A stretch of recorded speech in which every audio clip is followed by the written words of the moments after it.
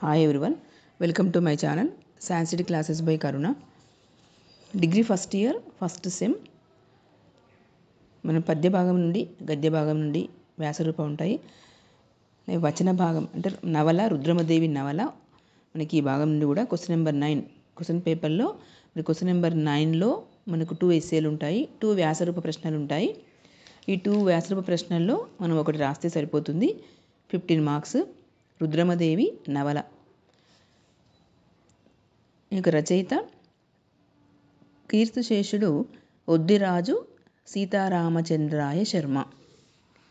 ఒద్దిరాజు సీతారామచంద్రాయ శర్మ ఈ నవల యొక్క రచయిత.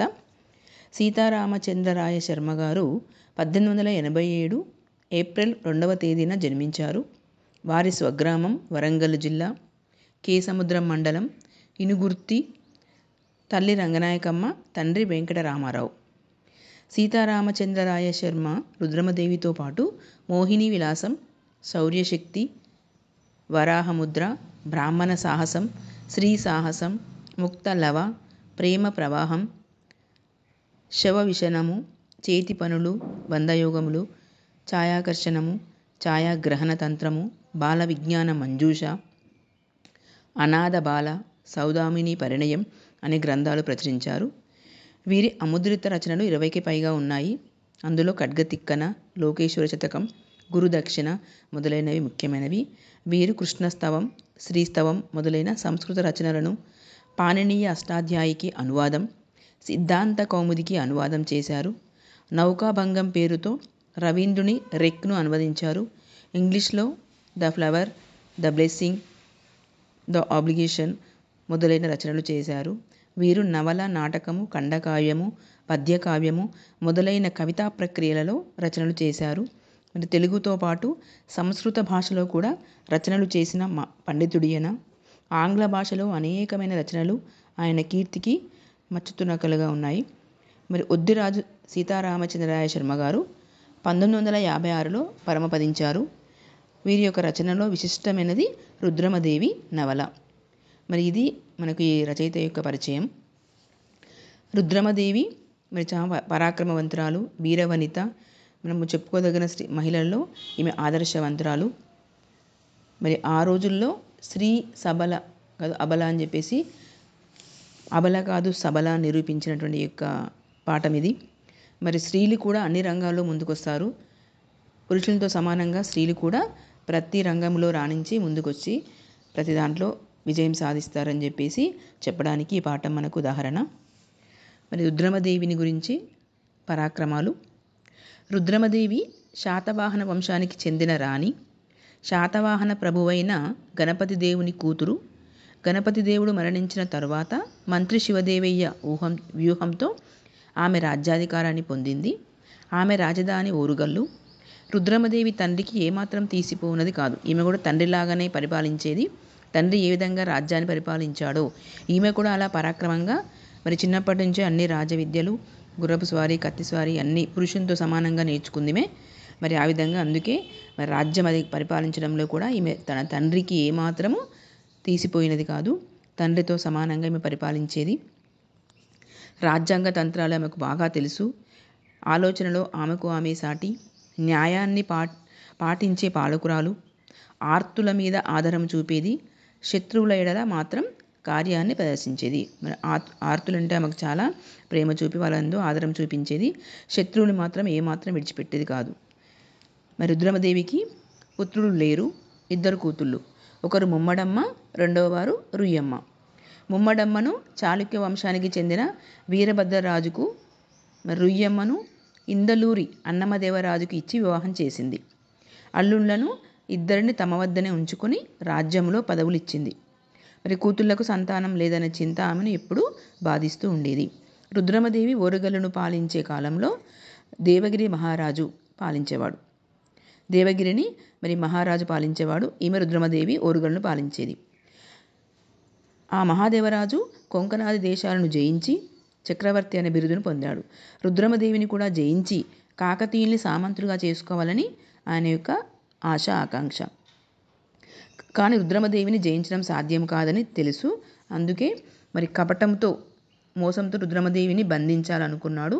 అందుకు సహాయంగా మరి కాకతీయులను ద్వేషించే హరిహర మురారి దేవులను ధర్మవర్ధనుని ఆదరించాడు. ఒక వ్యూహాన్ని రచించి దానిని ఆచరించడానికి కమల అనే వాక్చాతుర్యం కలిగిన స్త్రీని హరిహర మురారి దేవులను ధర్మవర్ధనుని నియమించుకున్నాడు. అంటే మోసంతో జయించాలని చెప్పేసి మరి వీళ్ళు కూడా ఈ రుద్రమదేవి అంటే ద్వేషం ఉన్నటువంటి యొక్క హరిహర దేవుడు మురారి దేవులను ధర్మవర్ధనుని కూడా ద్వేషం వీళ్ళంటే మరి యొక్క వాళ్ళని నియమించుకొని కమల అనే యొక్క స్త్రీతోటి మరి ఏ విధంగా రుద్రమదేవిని బంధించాలి, ఆమెను ఓడించాలని చెప్పేసి పన్నాగం పన్నాడు. కమల మరి మదనమంజరి పేరుతో ఓరుగల్లు వచ్చి రుద్రమదేవిని దర్శించింది. మరి ఇది కమల అనే యొక్క స్త్రీ మరి ఏ విధంగా రుద్రమదేవి దగ్గర చేరాలి కదా మరి అని చెప్పేసి ఈమె మదనమంజరి అనే యొక్క పేరుతోటి ఈ ఓరుగల్లు రుద్రమదేవి దగ్గరికి వచ్చింది. కాకతీయుల వద్ద దాసిగా పనిచేసిన లలిత తన తల్లి అని, ఆమె మరణించిందని, తనను కాకతీయులను సేవించవలసిందిగా కోరిందని రుద్రమదేవితో చెప్పింది. మా యొక్క తల్లి మీ దగ్గర దాసిగా ఉండేది, మరి గణపతి దేవుని దగ్గర దాసిగా ఉండేది, మరి ఆమె మరణించింది. మా తల్లి పేరు లలిత, నేను ఆమె కూతురుని. మరి ఆమె చనిపోతూ ఈ కాకతీయులకు సేవ చేయమని చెప్పేసి నాకు రుద్రమదేవితో చెప్పిందట. సేవ చేయమని చెప్పిందని రుద్రమదేవితో చెప్పింది. తన భర్త మరణించాడని, తన తల్లి రోగగ్రస్తమై చనిపోయిందని, తనకు ఆధారం లేక బాధపడుతున్నానని చెప్పేసి మనసు కరిగేటట్లుగా రుద్రమదేవికి నచ్చజెప్పింది. ఆమెను పరీక్షించుటకు రుద్రమదేవి 2-3 ప్రశ్నలు వేసింది. మరి కమల నేర్పుగా జవాబు చెప్పడంతో ఆమె నమ్మి అంతఃపురంలో ఉద్యోగం ఇచ్చింది.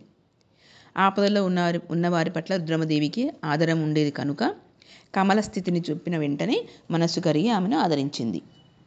మరి మదనమంజరి తీరిక సమయంలో రుద్రమదేవి కథలు చెప్పి ఆనందం కలిగిస్తూ ఉండేది. ఒక రోజున సోమదేవుని కథ చెప్పి రుద్రమదేవికి మన్మడు కలిగితే బాగుంటుంది అనే అభిప్రాయాన్ని కలిగించింది. రుద్రమదేవి దేవతలను పూజించేది, నోములు వ్రతాలు చేయించేది, సంతానం కోసం దాన ధర్మాలు చేయించేది. మరి దేవతల అనుగ్రహం ఉంటే తన కూతురికి పురుష సంతానం కలుగుతుందని ఆమె యొక్క నమ్మకం. అందుచేతనే మరి వడ్డపల్లెలోని బుద్ధ గణపతి దేవాలయంలో పూజలు చేయడానికి తన కూతుళ్లతో వెళ్ళింది. మరి భక్తి శ్రద్ధలతో గణపతిని పూజించింది. బ్రాహ్మణులకు భూరిదానము ఇచ్చేది. మరి బ్రాహ్మణ వేషంలో వచ్చిన ధర్మవర్ధనునికి నమస్కరించింది. అతడు దేవత ఆవేశించినట్లుగా నటించి మరి నమ్మించి మొగిలి చెర్లకు వెళ్ళేటట్టుగా చేసిండు. రుద్రమదేవి యుక్తాయుక్త విచక్షణ కలది. ధర్మవర్ధనుడు బ్రాహ్మణ వేషంలో బుద్ధ గణపతి ఆలయానికి వచ్చినప్పుడు మహాదేవరాజు గురించి అతడు చెప్పిన మాటలు ఆమె నమ్మలేదు. అతడు ఉత్తరం చూపించినా ఆమెకు నమ్మకం కుదరలేదు. దీనిని బట్టి ఆమె వ్యక్తులను, పరిస్థితులను అర్థం చేసుకోగల నేర్పు కలదిగా భావించవచ్చు. మరి మదనమంజరి 1-2 పర్యాయాలు హరిహరాదులను కలవటానికి వెళ్ళినప్పుడు ఎక్కడికి వెళ్ళామని ప్రశ్నించేది.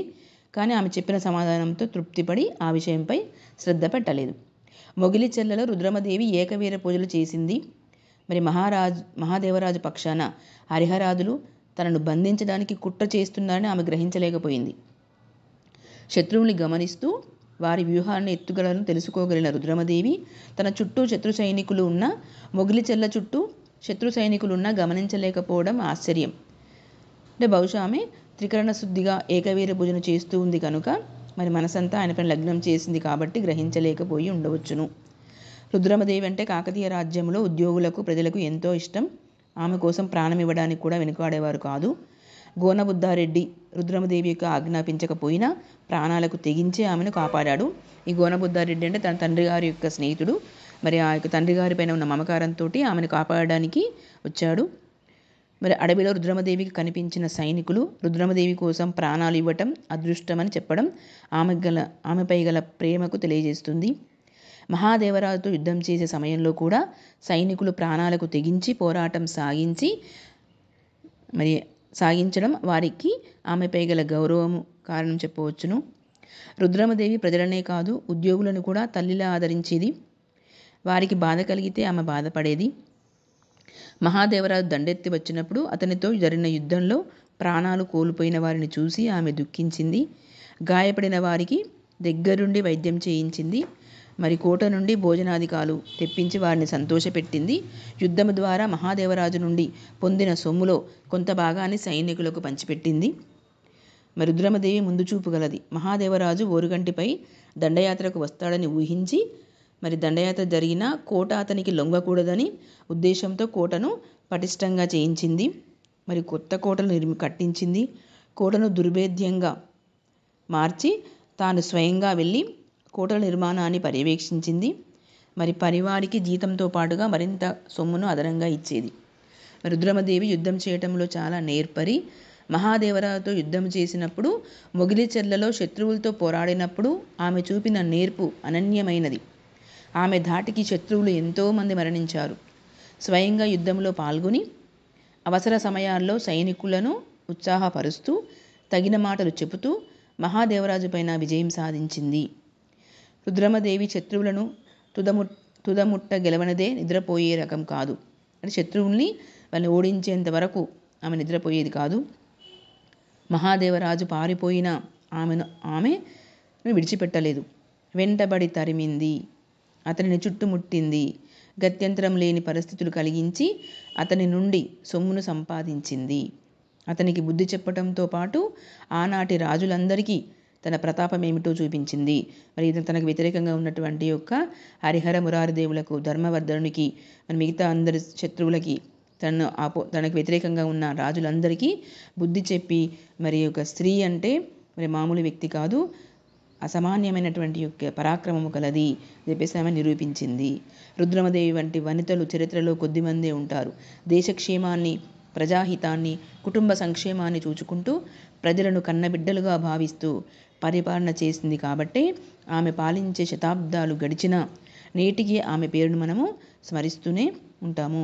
ఈ విధంగా రుద్రమదేవి తన పరాక్రమంతో మరి ఓరుగల్లును పరిపాలించింది. తనను జయించడానికి వచ్చినటువంటి యొక్క మహాదేవరాజును యుద్ధం చేసి తనను మరి ఓడించే విధంగా చేసింది. చివరికి రుద్రమదేవి సైన్యంతో మహాదేవరాజు సైన్యము మరి లొంగిపోయి యుద్ధ వ్యయం కింద 5 కోట్ల ధనము, 50 ఏనుగులు, 100 గుర్రములు ఇచ్చి ఆమెకు సామంతునిగా ఉండుటకు ఇష్టపడి ప్రాణాలు దక్కించుకొని దేవగిరి చేరాడు. ఈ విధంగా రుద్రమదేవి తన పరాక్రమం చూపించింది. మరి శత్రురాజులను ఓడించి తన విజయం సాధించింది. ఇది రుద్రమదేవి యొక్క పరాక్రమము. మరి ఈ క్వశ్చన్ కంపల్సరీ మన క్వశ్చన్ నెంబర్ 9లో ఉంటుంది. రుద్రమదేవి పరాక్రమం వివరించండి అంటే ఇది రాస్తే సరిపోతుంది. 15 మార్క్స్ ఈజీగా మనం తెచ్చుకోవచ్చు. ఓకే, ఈ వీడియో మీకు నచ్చినట్లయితే లైక్ చేయండి, షేర్ చేయండి, సబ్స్క్రైబ్ చేయండి.